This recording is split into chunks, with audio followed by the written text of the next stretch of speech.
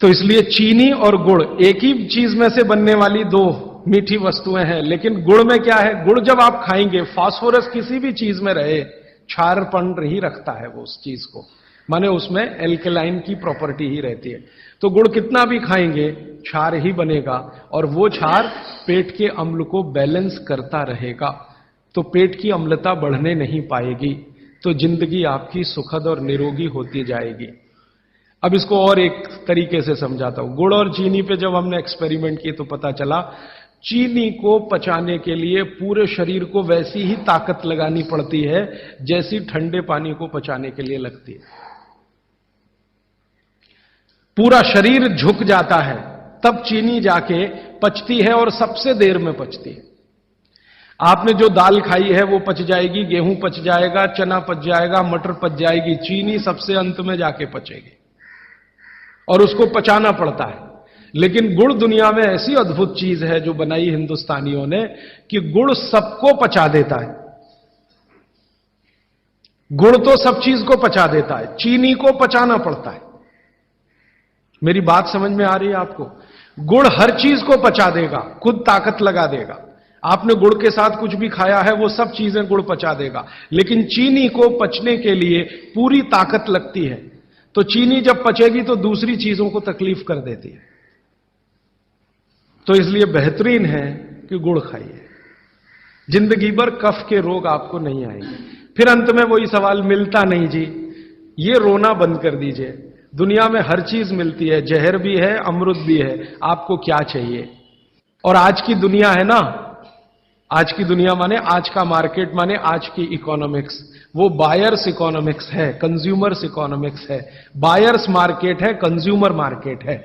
माने जो ग्राहक मांग करेगा वही चीज बाजार में टिकेगी, ग्राहक मांग ही नहीं करेगा तो वो टिकने वाली ही नहीं है। तो आप मांग करना शुरू करो, जी गुड़ चाहिए, गुड़ चाहिए, गुड़ चाहिए, तो आप में से ही कई लोग खड़े हो जाएंगे, बोलो कितना चाहिए।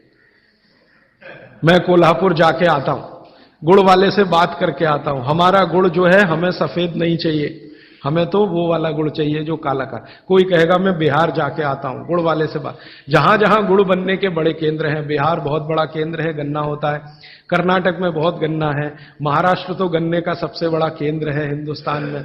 आपका महाराष्ट्र आपके बॉर्डर पे ही है, आंध्र प्रदेश में बहुत गन्ना है, तमिलनाडु में भी गन्ना है, कई इलाके तमिलनाडु में गन्ने के। जहां जहां गन्ना होता है वहां गुड़ बन सकता है।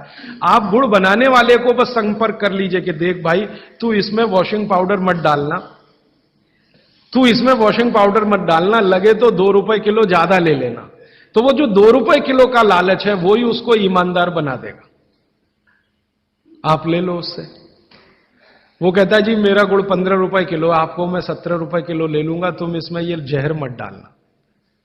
और वो 2 रुपए किलो आपने जो ज्यादा दिया वो जिंदगी के लिए कोई घटिया सौदा नहीं है, बहुत फायदे का सौदा है। तो गुड़ बनाने वाले इस देश में आज भी हजारों की, लाखों की संख्या में है, गांव गांव में है। आप उनसे संपर्क कर लीजिए और कोई एक गुड़ का केंद्र ही शुरू कर दीजिए। आपके आपस में सब लोगों को, जितने कम से कम 500-700 लोग यहां बैठे हैं, इतने घरों के लिए गुड़ आ सकता है, जरूरत के हिसाब से आपको उपलब्ध हो सकता है। तो ये मत कहिए कि मिलता नहीं, हर चीज इस देश में मिलती है, छोटे छोटे गांवों में भी उपलब्ध है। कुछ लोग गुड़ खाइए, कुछ लोग काकवी खाइए, माने जिसको राब कहते हैं। जितना जाड़े का समय है ना, नवंबर, दिसंबर, जनवरी, फरवरी तक राब भरपूर खा सकते हैं। दही में राब खाइए, दूध में राब खाइए, हलवा राब का बनाइए, गुड़ का हलवा बनाइए, गुड़ दही में खाइए, गुड़ दूध में खाइए। अब गुड़ को दूध और दही में खाने का नियम है, वो बागवट जी कहते हैं। वो कहते हैं जी दही में मिला के गुड़ खाया जाए, दही में मिला के गुड़ खाइए, दूध में गुड़ कभी मत मिलाइए, दूध में गुड़ कभी मत मिलाइए, दही में मिला के खाइए। तो दूध में कैसे खाएंगे जी? दूध में ऐसे खाएंगे कि पहले गुड़ खा लीजिए, पीछे से दूध पी लीजिए, या दूध पी लिया पीछे से थोड़ा गुड़ खा लीजिए। दूध में गुड़ मिला नहीं सकते, और दही में कभी भी बिना मिलाए मत खाइए। आप में से कोई बिहार वाले हैं ना, तो वहां पर एक बहुत बढ़िया व्यंजन मिलता है, उसका नाम है दही चूड़ा। दही चूड़ा ही कहते हैं, चूड़ा।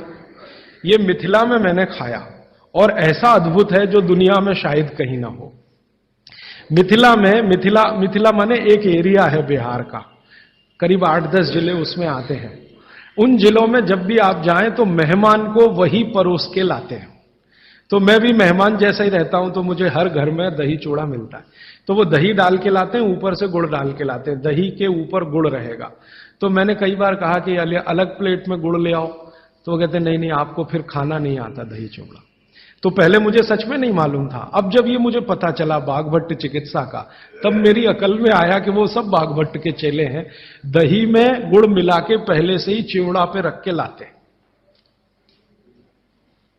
तो दही में गुड़ मिला के ही खाइए। अगर आप दही खा रहे हैं तो गुड़ मिला के ही खाइए। तो दही के कई दोष जो आपके लिए अनुकूल नहीं है वो भी खत्म हो जाते हैं। और दूध में गुड़ कभी भी मत मिलाइए। एक जगह तो वो ये कहते हैं कि दूध खाली पी लीजिए, गुड़ आगे पीछे खा लीजिए, वो ज्यादा बेहतर है। तो गुड़ खाइए, मेरा कहने का मतलब ये है। अब गुड़ के कितने प्रिपरेशन है हमारे घर में? गुड़ का तिल का प्रिपरेशन एक है, तिल पट्टी कहते हैं, गजक गजक। तो भरपूर गजक खाइए। क्यों खाइए जी?